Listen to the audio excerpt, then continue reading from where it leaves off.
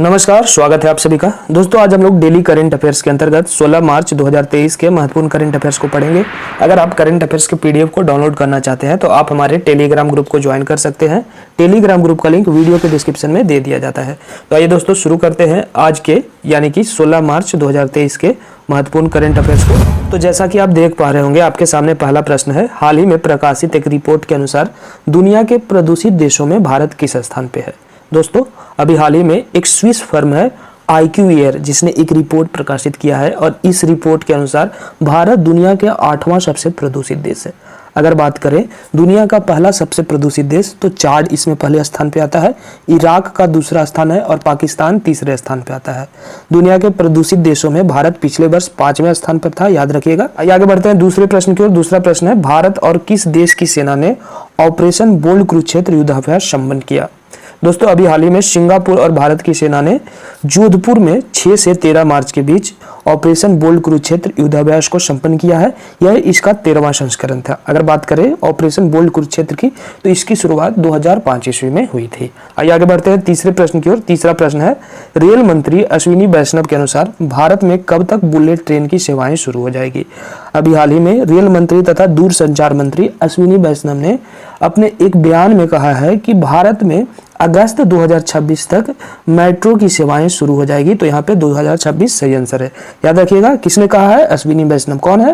तो रेल मंत्री। आइए आगे बढ़ते हैं चौथे प्रश्न की ओर। चौथा प्रश्न है, रेशम उत्पादकों हेतु बीमा योजना शुरू करने वाला भारत का पहला राज्य कौन बना? दोस्तों इसका आंसर होगा उत्तराखंड। जी हाँ, उत्तराखंड के कृषि मंत्री गणेश जोशी ने इसकी शुरुआत की है और इसके पहले चरण के अंतर्गत 4 जिले देहरादून, हरिद्वार, नैनीताल और उधम सिंह नगर के 200 उत्पादकों को बीमा प्रावधान किया गया है। तो याद रखिएगा, रेशम उत्पादकों हेतु बीमा योजना शुरू करने वाला भारत का पहला राज्य कौन बना? उत्तराखंड इसका सही आंसर है। आइए आगे बढ़ते हैं पांचवें प्रश्न की ओर। पांचवा प्रश्न है, विदेशों से आयातित कार्बन डाइऑक्साइड को समुद्र के नीचे स्टोर करने वाला दुनिया का पहला देश कौन बना? दोस्तों इसका आंसर होगा डेनमार्क। डेनमार्क CO2 को समुद्र के नीचे स्टोर करने वाला दुनिया का पहला देश बना। डेनमार्क यूरोप का एक देश है जिसकी राजधानी कोपेनहेगन है। डेनमार्क के उत्तरी भाग में उत्तरी सागर है और इसी में यह कार्बन डाइऑक्साइड को स्टोर करेगा।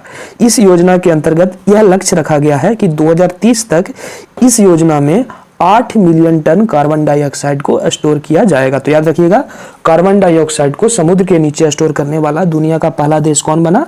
डेनमार्क इसका सही आंसर है। आइए आगे बढ़ते हैं छठे प्रश्न की ओर। छठा प्रश्न है, अंतर्राष्ट्रीय इस्लामोफोबिया दिवस कब मनाया जाता है? दोस्तों प्रत्येक वर्ष 15 मार्च को अंतर्राष्ट्रीय इस्लामोफोबिया दिवस मनाया जाता है।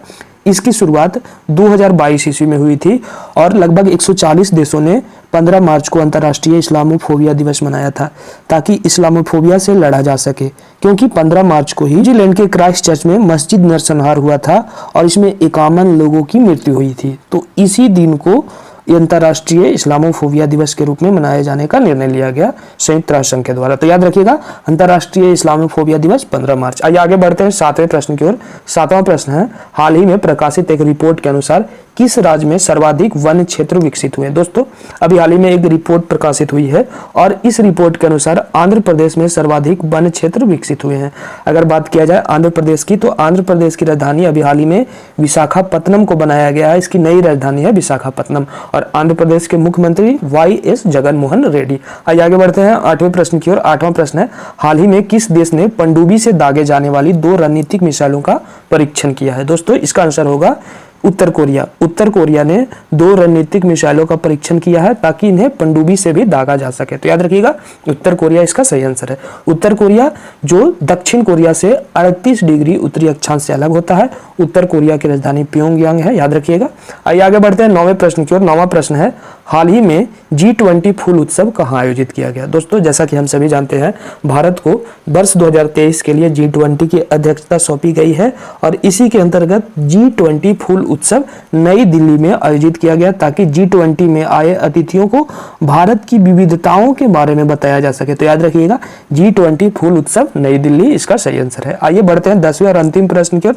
10वां प्रश्न है, अंतर्राष्ट्रीय उपभोक्ता अधिकार दिवस कब मनाया जाता है? दोस्तों प्रत्येक वर्ष 15 मार्च को अंतर्राष्ट्रीय उपभोक्ता अधिकार दिवस मनाया जाता है? तो यहाँ पे 15 मार्च सही आंसर है।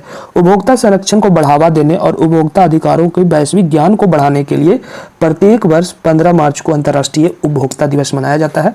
इस वर्ष इसका विषय था स्वच्छ ऊर्जा संक्रमण के माध्यम से उपभोक्ताओं को सशक्त बनाना। याद रखिएगा दोस्तों। इसी के साथ आज का हमारा 10 करंट अफेयर्स का ये वीडियो समाप्त होता है। उम्मीद करते हैं आपको वीडियो पसंद आएगी। वीडियो पसंद आए तो वीडियो को लाइक करें, चैनल पे पहली बार आए तो चैनल को सब्सक्राइब करके बेल आइकन प्रेस कर लेंगे।